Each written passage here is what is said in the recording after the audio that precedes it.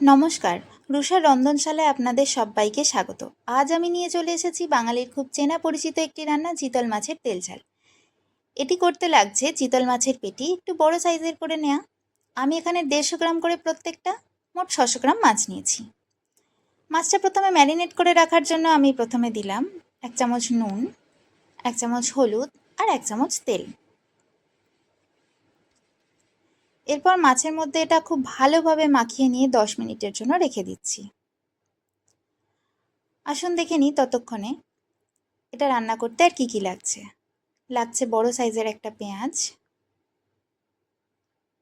10-12 কোয়া রসুন, 2টো আদার টুকরো, 4টে কাঁচা লঙ্কা আর টমেটো। কড়াইতে তেল গরম করতে দিয়ে দিচ্ছি। আমি এখানে সর্ষের তেলে রান্নাটা করছি। আপনারা চাইলে অন্য কোনো তেলও নিতে পারেন, তবে সর্ষের তেলে রান্নার স্বাদ অনেক বেশি হয়। এর মধ্যে আমি একটু নুন ছিটিয়ে দিলাম যাতে কড়াইতে মাছগুলো লেগে না যায়। এরপর এক এক করে মাছগুলো দিয়ে দিচ্ছি।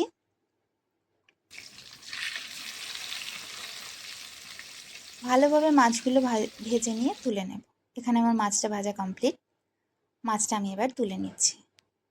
ওই তেলেই আমি এবার গরম মশলা দিয়ে দিচ্ছি। 2টো তেজপাতা, শুকনো লঙ্কা, এলাচ, গোলমরিচ, লবঙ্গ, দারচিনি আর গোটা জিরে। এরপর মশলাগুলো ভালোভাবে ভাজা হয়ে গেলে, একটা সুন্দর গন্ধ বেরোলে, আমরা ওর মধ্যে দিয়ে দিচ্ছি পেঁয়াজ বাটাটা। পেঁয়াজটা খুব ভালোভাবে কষিয়ে নিতে হবে। পেঁয়াজ থেকে অনেকটা জল ছাড়বে। এরপর এর মধ্যে দিয়ে দিচ্ছি আদা, রসুন আর 2টো কাঁচা লঙ্কা বাটা। বাকি 2টো কাঁচা লঙ্কা আমরা রান্নার শেষে চিড়ে দিয়ে দেব। আমি এখানে শুকনো লঙ্কার গুঁড়ো ব্যবহার করছি না। এখন দিয়ে দিচ্ছি 1 চামচ হলুদ, 1 চা চামচ কাশ্মীরি লঙ্কার গুঁড়ো, 1 চা চামচ জিরে গুঁড়ো, 1 চা চামচ ধনে গুঁড়ো, স্বাদ মতো নুন আর একটু চিনি। আপনারা চাইলে চিনিটা স্কিপ করে যেতে পারেন। এরপর মশলাটা ভালোভাবে কষিয়ে নিতে হবে। যখন মশলা থেকে এরকম তেল ছেড়ে আসবে, তখন এর মধ্যে আমি কেটে রাখা 2টো টমেটো দিয়ে দিচ্ছি। ভালোভাবে টমেটোটা দিয়ে কষাতে হবে। অনেকক্ষণ ধরে কষিয়ে নিয়ে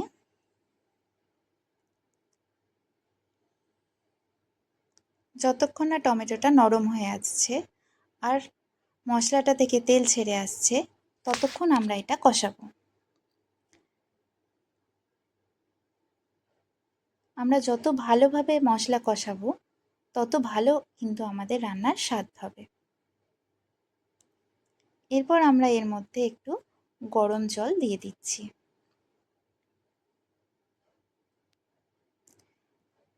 তার 2-3 মিনিট পর এবার আমরা এর মধ্যে মাছগুলো দিয়ে দেব।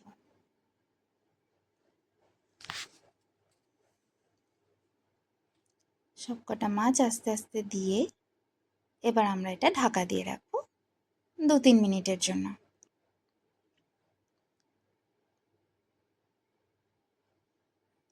ঢাকনা খুলে চেরা কাঁচা লঙ্কাগুলো দিয়ে দিয়েছি। এবার দিচ্ছি 1 চা চামচ ঘি, একটু গরম মশলার গুঁড়ো, আগে থেকে কেটে ধুয়ে রাখা ধনেপাতা,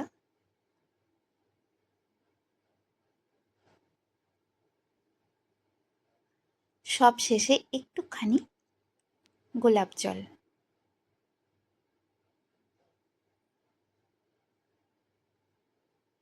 রান্না কমপ্লিট। এবার আমরা এটা নামিয়ে নিচ্ছি।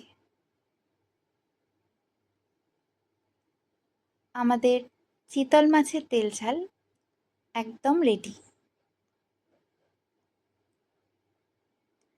কেমন লাগলো জানাবেন। সাথে থাকার জন্য অসংখ্য ধন্যবাদ।